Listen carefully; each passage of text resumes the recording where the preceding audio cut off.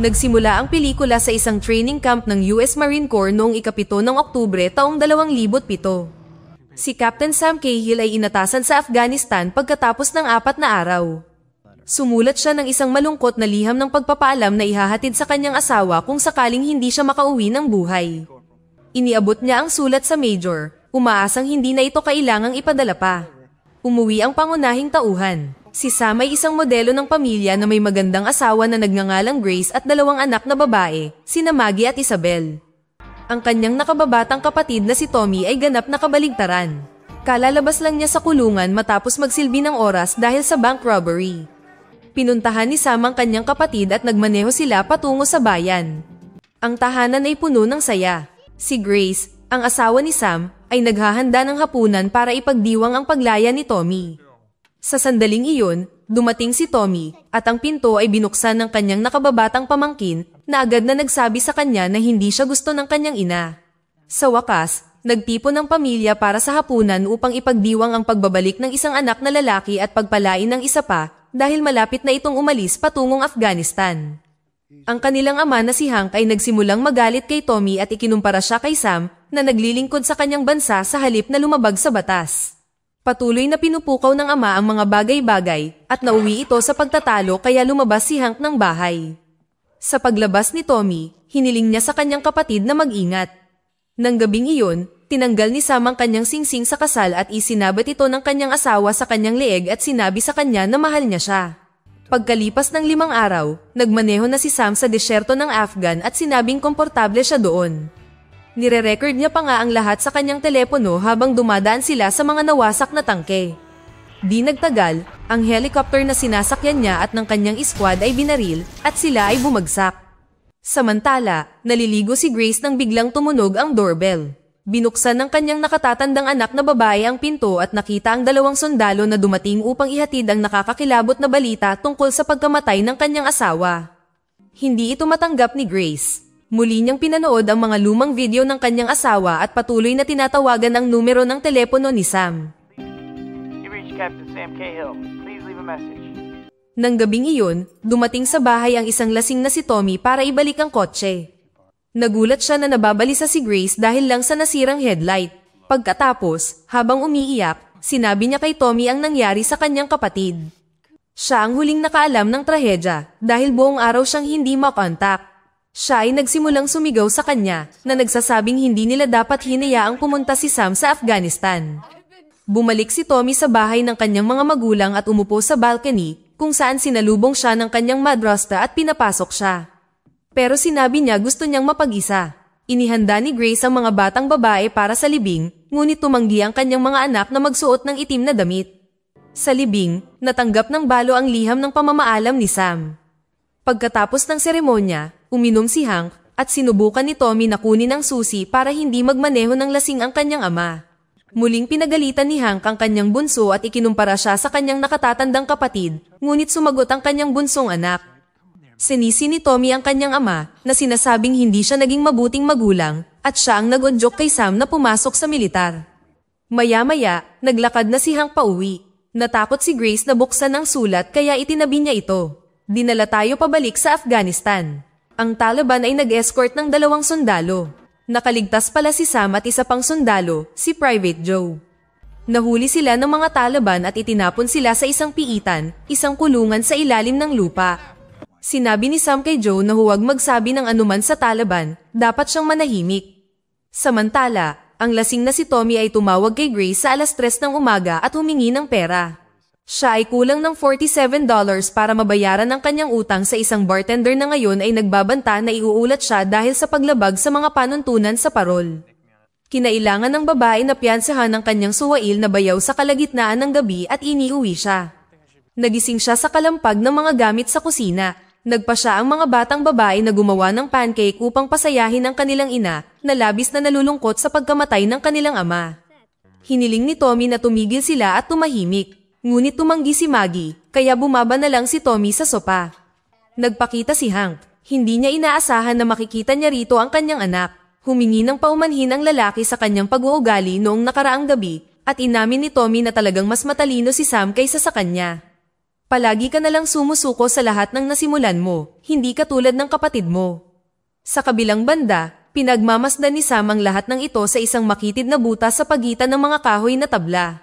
Nakita niya ang isang helicopter na lumilipad sa ibabaw ng kampo ng Taliban. Sigurado si Sam na sila ay hinahanap at sinimulan niyang paluwagin ang tabla gamit ang isang bato. Sa sandaling iyon, pinagbantaan siya ng baril at isang mabigat na bato ang inilagay sa ibabaw ng mga tabla. Balik tayo kay Tommy. Naalala niya ang mga salita ng kanyang ama tungkol sa pangit na kusina ni Grace at kasama ng kanyang mga kaibigan, sinimulan itong ayusin ng walang pahintulot.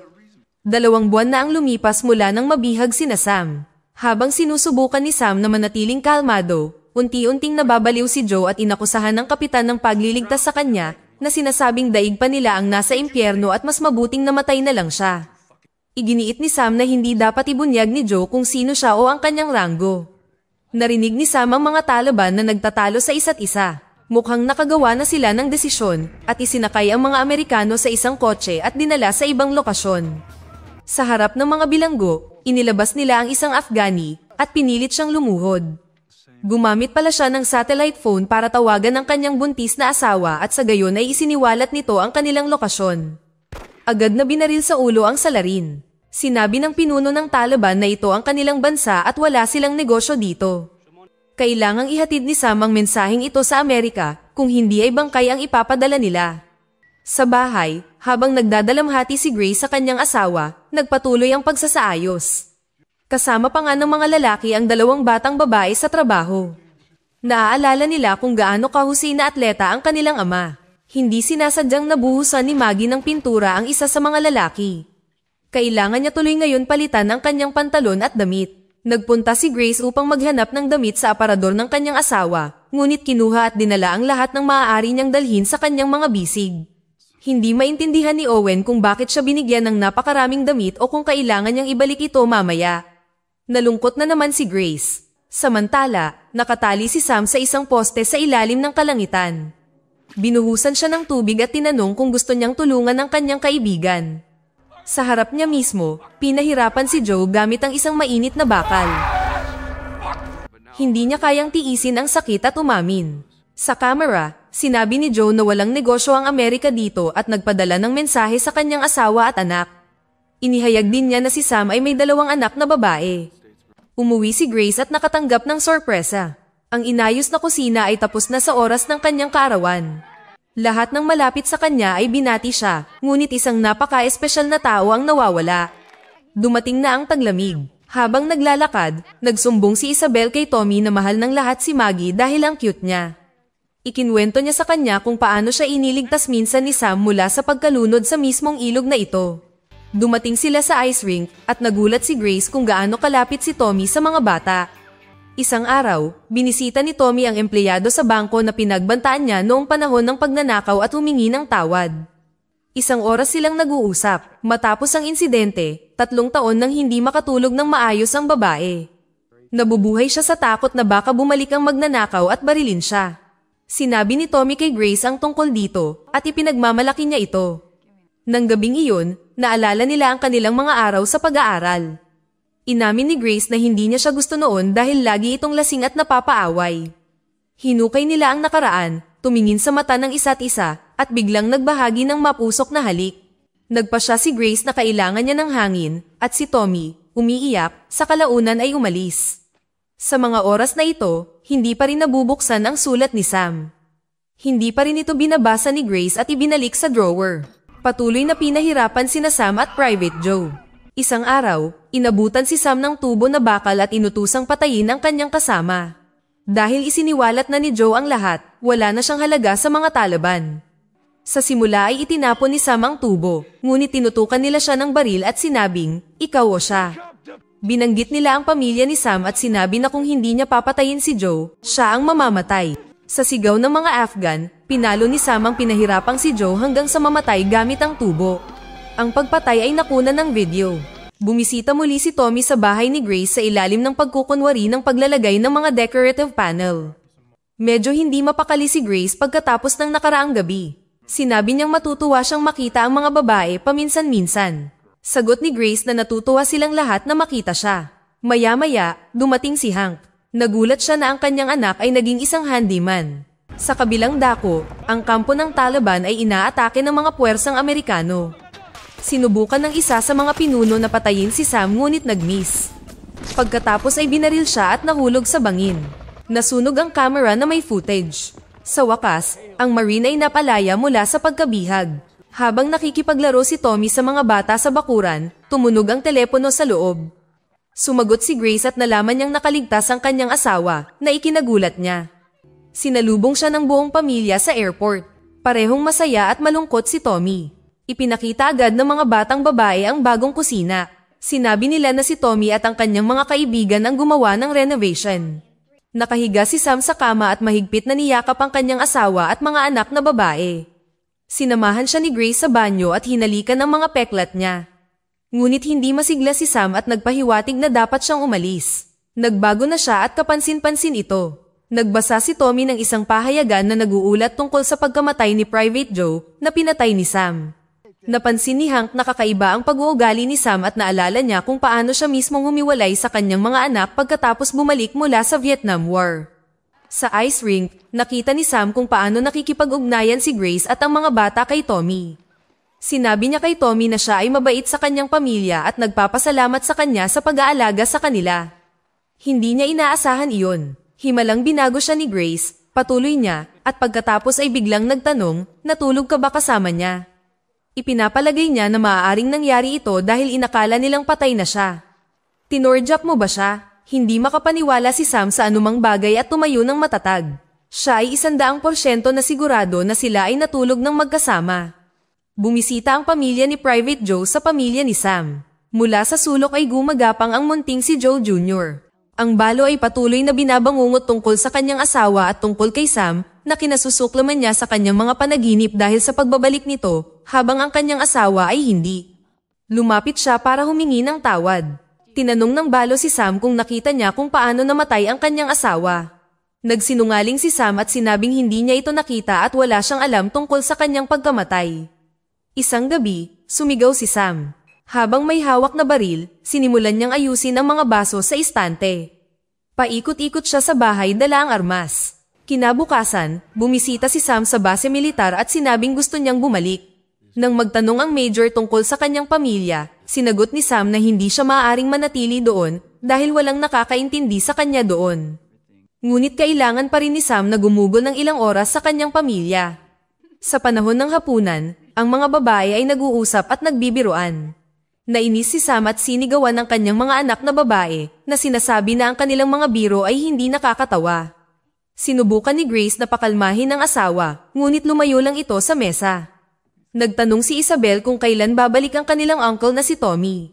Gusto ni Grace na kausapin siya ng kanyang asawa tungkol sa nangyari sa Afghanistan, pero mas interesado siya sa nangyari sa pagitan nila ni Tommy. Walang nangyari sa amin, giit ni Grace. Akala ko patay ka na. Pero naniniwala pa rin si Sam na natulog silang magkasama. Bigla siyang tumayo at umalis. Nagpasya siyang bisitahin ang libingan ni Private Joe sa kalagitnaan ng gabi. Naglalaro ang mga babae sa labas nang umuwi ang kanilang ama. Natigilan si Isabel. Natakot siya at umatras. Niyakap ni Sam ang kanyang mga anak na babae at sinabing magiging maayos ang lahat. Ang nakatatanda ay halos hindi mapigil ang lumuha. Sinabi ni Sam sa kanyang asawa na buong gabi niyang inisip ang tungkol sa pamilya at napagtanto niya kung gaano siya kaswerte na nakaligtas at nagyakapan sila. Kaarawan ni Maggie at pumunta sila sa bahay ni Hank.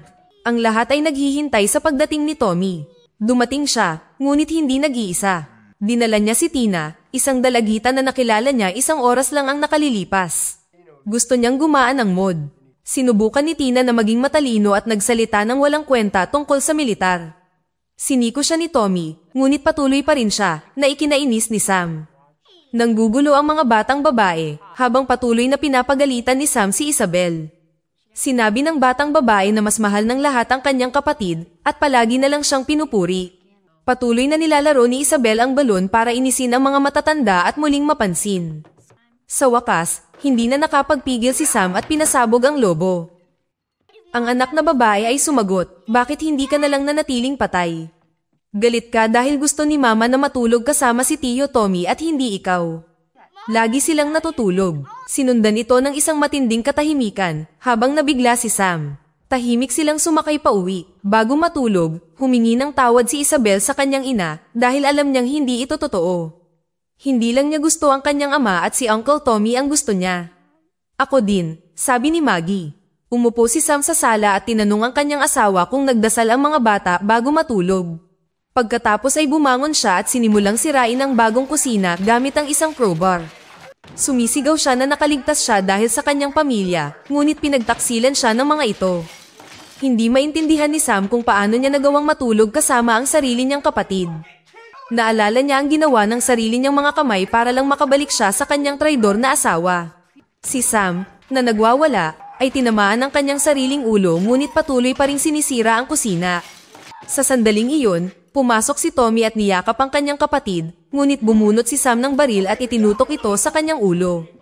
Sumisigaw ang mga sirena ng pulis sa labas. Lumabas si Sam na may hawak na baril.